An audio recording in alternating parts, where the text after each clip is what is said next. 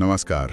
आज हम एक बहुत ही दिलचस्प विषय पर बात करने वाले हैं, सिद्धार्थ गौतम का शुरुआती जीवन। हम देखेंगे कि कैसे वो अपने जन्म से उस मोड़ तक पहुंचे जहां उन्होंने सच की तलाश में सब कुछ पीछे छोड़ दिया।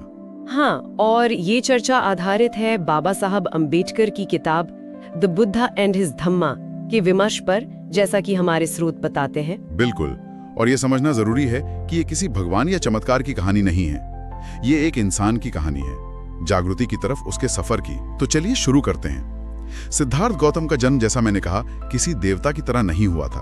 वो शाक्य गणराज्य के मुखिया शुद्धोदन और उनकी पत्नी माया देवी के बेटे थे। हाँ, और एक दुखद बात ये हुई कि जन्म के सिर्फ 7 दिन बाद ही उनकी माँ माया देवी गुजर गईं। तो उनका पालन पोषण उनकी मौसी महाप्रजापति गौतमी ने किया। उन्होंने उन्हें माँ की तरह ही पाला। अच्छा, तो मतलब बचपन से ही वो एक सामान्य बालक की तरह बड़े हुए? बिल्कुल, उनमें कोई ऐसी अलौकिक शक्तियां वगैरह नहीं थी। हाँ, पर उनमें एक गहरी जिज्ञासा थी। चीजों को बहुत गौर से देखते थे, उन पर सोचते थे, मनन करते थे। तो ये कोई पहले से तय भाग्य वाली बात नहीं थी, बल्कि एक मानवीय गुण था, एक गहरी संवेदनशीलता और सोचने की क्षमता जो उनमें पनप रही थी। सही, लेकिन उनके पिता शुद्धोदन, वो तो कुछ और ही चाहते थे। उन्हें एक भविष्यवाणी पता चली थी, है ना? हाँ, एक ऋषि ने कहा था कि या तो ये बालक एक महान चक्रवर्ती सम्राट बनेगा या फिर सब कुछ त्याग कर एक महान सत्य का खोजी बनेगा। और जाहिर है पिता तो चाहते थे कि वो सम्राट बने। बिल्कुल, तो उन्होंने क्या किया? सिद्धार्थ को हर तरह के ऐशो आराम, सुख सुविधाओं से घेर दिया। एक ऐसा महल बनवाया जहाँ दुख, बीमारी, बुढ़ापा, मौत, इन सब का कोई नामो निशान न हो। हाँ, कोशिश यही थी कि उन्हें बाहरी दुनिया की तकलीफों का एहसास ही ना हो। सिद्धार्थ ने वहाँ सारी कलाएं सीखी, धनुर्विद्या, राजनीति, सब कुछ। पर क्या ये दीवारें, ये सुख सुविधाएं उनके मन में उठ रहे सवालों को रोक पाई? जीवन का मतलब क्या है, ये सवाल तो शायद आ ही रहा होगा। ने बिल्कुल नहीं रोक पाई, और यही बात महत्वपूर्ण है। ये दिखाता है कि बाहरी सुख या किताबी ज्ञान वो जीवन के जो असली गहरे सवाल है ना, उनका जवाब नहीं दे सकते। सही बात है। आप सच को, हकीकत को हमेशा के लिए छुपा नहीं सकते, चाहे सोने की दीवारें ही क्यों ना हो। अंदर की जो बेचैनी है वो रास्ता ढूंढ ही लेती है। और वही हुआ। करीब 29 साल की उम्र में सिद्धार्थ ने कहा कि उन्हें महल के बाहर की दुनिया देखनी है।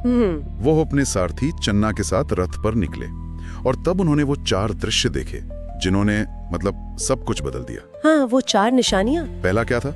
एक बूढ़ा आदमी, बिल्कुल कमर झुकी हुई, लाठी के सहारे मुश्किल से चल रहा था। सिद्धार्थ ने चन्ना से पूछा, ये कौन है, ऐसा क्यों है? और चन्ना ने बताया कि ये बुढ़ापा है, ये सबके साथ होता है। आप, मैं, हम सब एक दिन बूढ़े होंगे। सिद्धार्थ के लिए ये पहला झटका था। फिर उन्होंने एक बीमार आदमी देखा जो दर्द से करा रहा था। फिर पूछा, इसे क्या हुआ है? चन्ना ने समझाया कि ये बीमारी है, और ये भी किसी को भी हो सकती है। शरीर है तो रोग भी लगेगा। तीसरा दृश्य और भी विचलित करने वाला था। एक मृत शरीर जिसे लोग ले जा रहे थे। हाँ, जीवन का अंत। सिद्धार्थ ने पूछा, क्या सबका यही हश्र होता है? चन्ना का जवाब था, हाँ राजकुमार, जो जन्मा है वो मरेगा। इन तीनों दृश्यों ने तो उन्हें अंदर तक हिला दिया होगा।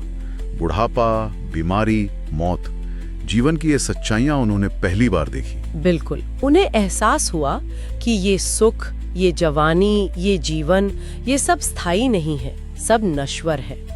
ये कठोर सच उनके सामने आ गया था। लेकिन फिर चौथा दृश्य आया। हाँ, चौथा दृश्य, वो क्या था? वो था एक सन्यासी का, एक भिक्षुक का, जिसने साधारण गेरुए वस्त्र पहने थे, सिर मुंडा हुआ था, और उसके चेहरे पर एक अजीब सी शांति थी। शांति उन सब दुखों के बीच? हाँ, जैसे उसे इन चीजों से कोई फर्क ही नहीं पड़ता, वो इन सब के पार जा चुका हो। तो सिद्धार्थ ने चन्ना से उसके बारे में पूछा होगा। बिल्कुल, चन्ना ने बताया कि ये एक भिक्षु है जिसने संसार त्याग दिया है और सत्य की खोज में है, दुखों से मुक्ति के रास्ते की तलाश में है। और यहीं सिद्धार्थ को एक उम्मीद दिखी, है ना? हाँ बिल्कुल, उन 3 दृश्यों ने जहाँ उन्हें जीवन की निराशाजनक सच्चाई दिखाई, वहीं इस चौथे दृश्य ने उन्हें एक रास्ता दिखाया, एक संभावना कि शायद दुख के चक्कर से बाहर निकला जा सकता है। सही, सत्य की खोज का रास्ता।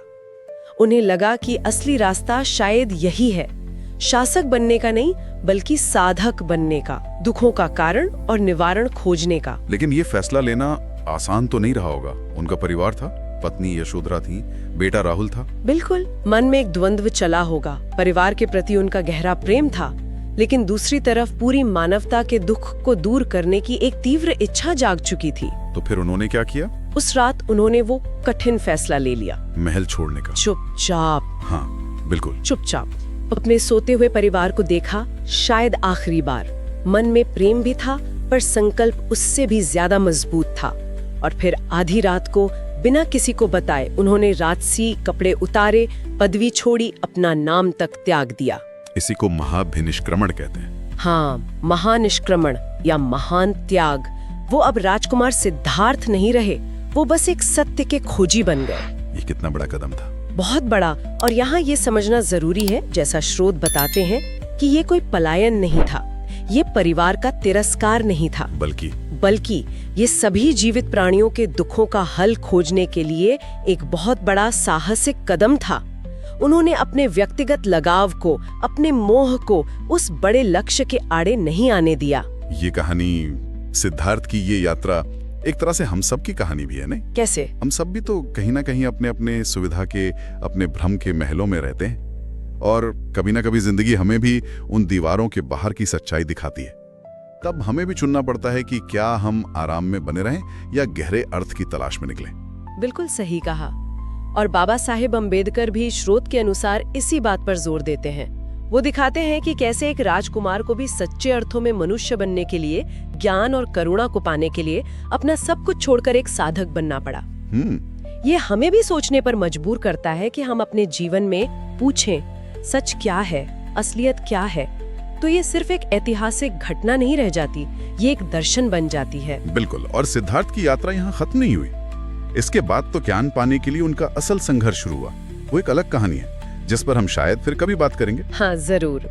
पर आज की चर्चा से एक सवाल छोड़ जाती हूँ सोचने के लिए। क्या? अगर सिद्धार्थ के लिए वो महल की दीवारें, वो सुख सुविधाएं सच को छुपा सकती थीं, तो आज की इस भागती दौड़ती दुनिया में हमारी अपनी महल की दीवारें क्या हैं? अच्छा सवाल है। वो कौन सी मान्यताएं हैं, कौन से आराम हैं, कौन से डर हैं जो हमें हकीकत का सामना करने से रोक रहे हैं? सोचने वाली बात है।